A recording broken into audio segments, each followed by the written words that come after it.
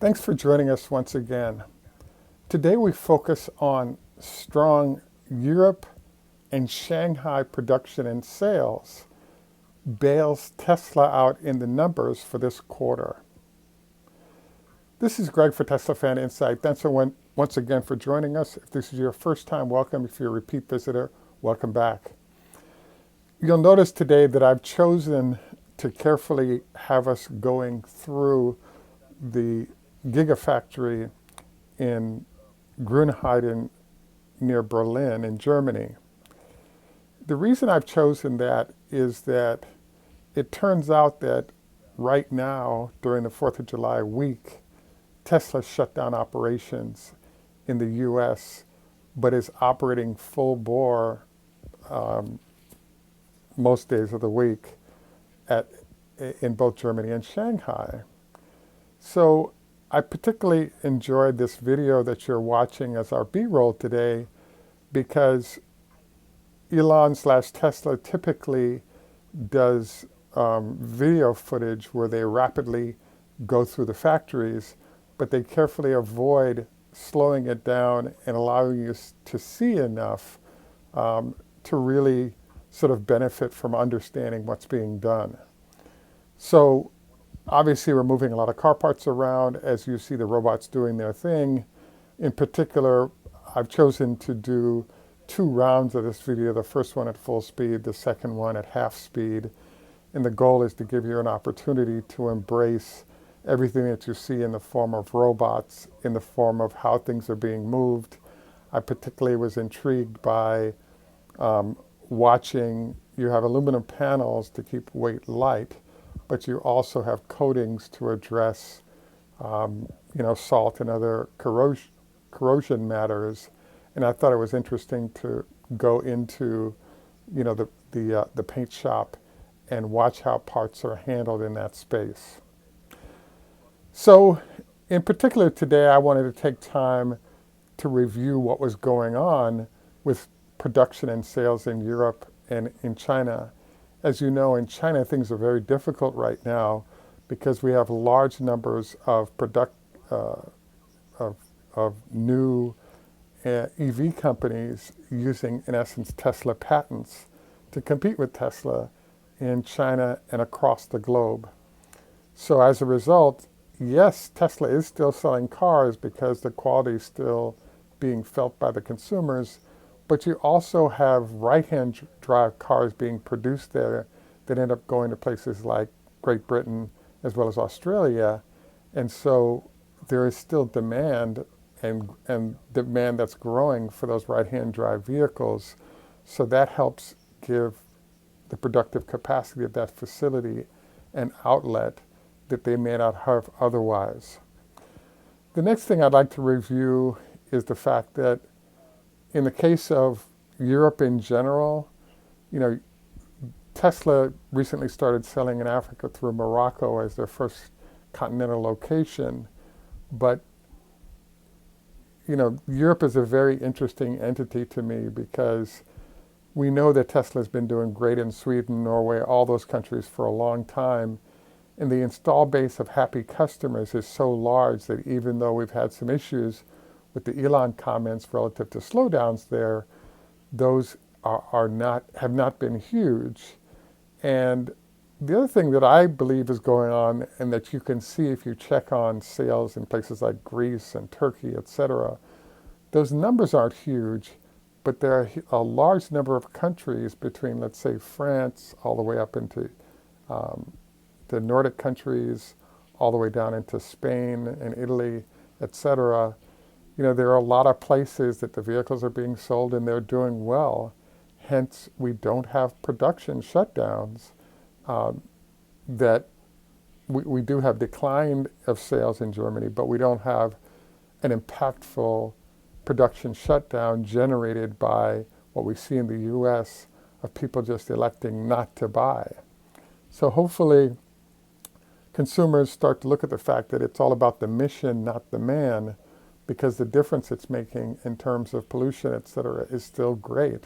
And therefore, I think Tesla is a valid entity to support despite some of the hiccups that have happened recently. So the next thing I'd like to review is the fact that as we look at this factory, I think this is the most important Tesla factory in the world. And the main reason is that Tesla is constantly upgrading what they do in their manufacturing spaces. And the best manufacturing technology available from the company is typically seen in the near Berlin factory.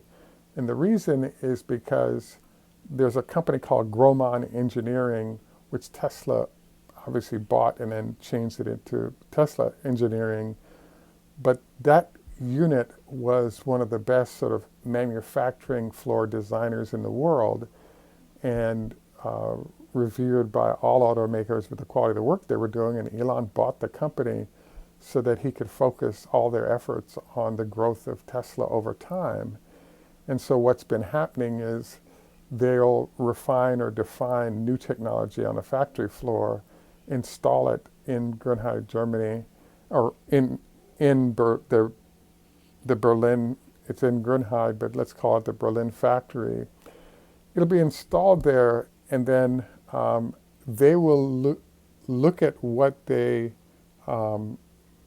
is being done there to see good or bad if it's working well, and only then will it be installed at the other factories around the world if it's working well. So we get sort of state of the art, and getting an opportunity to see it in the fashion that we're seeing it right now, I think is pretty important. The next thing I'd like to review as we near closeout is like what's going on with the Tesla numbers. And here's why I say that.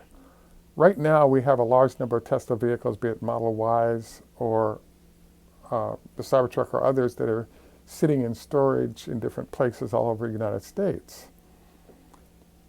We still have advanced vehicles like the Model X and the Plaid that are being made in Fremont and then shipped to Europe or other destinations from which they've been ordered, and not being built necessarily in those far-off locations.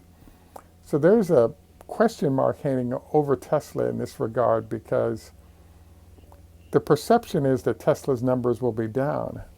But what if, like as of 2 weeks ago, the backlog was 3 months in Great Britain.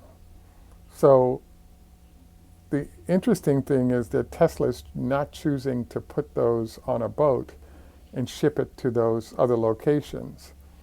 And if we did so, the actual numbers actually might be better than anticipated. So I found it interesting that he chose not to do it. There are good reasons not to do that shipping. For example, I believe there's a 10% tariff. It may be higher for stuff going into Europe. But, there's also the cost of the shipping costs and insurance, and et cetera. So there's a cost penalty for shipping sort of larger numbers of vehicles into that space.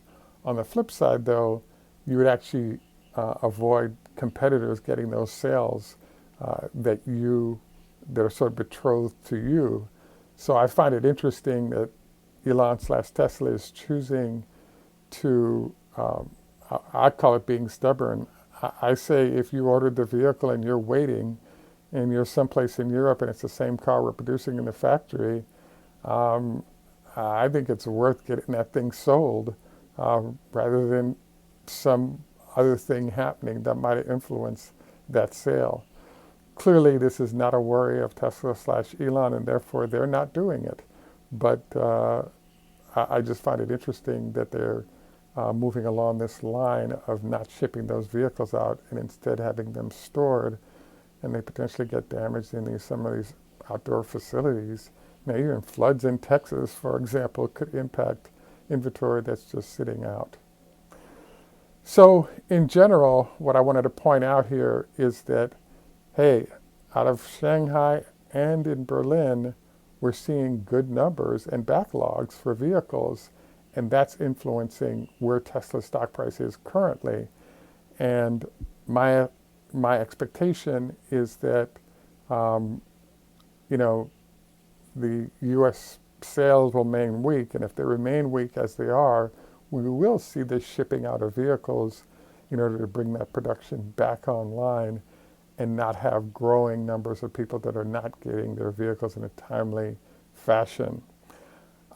As a Tesla observer heavily, I wanted to invite you to Google Tesla sales in Poland, Turkey, Greece, all of these places, so you can get a feel for what's going over there in sales, year-over-year growth in the number of actual vehicles being sold, because that's a fairly large market for Tesla, and they're doing well. And Elon's comments doesn't seem to be affecting how well the company is doing there. So please take time to check that out. Next, we move to our health tips. Just a reminder, don't forget, it's the holiday season, so therefore a great time for lovemaking. And prior to lovemaking, make sure you have a salad or something of that ilk, because that will cause less blood flow to your stomach and more blood flow to your outside extremities to make that a more pleasurable, enjoyable experience.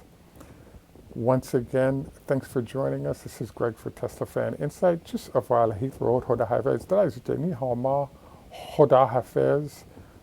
That is Namaste. And in Jamaica, we say, enough respect, walk good, man. Thanks for joining us. Have a great day, and bye for now.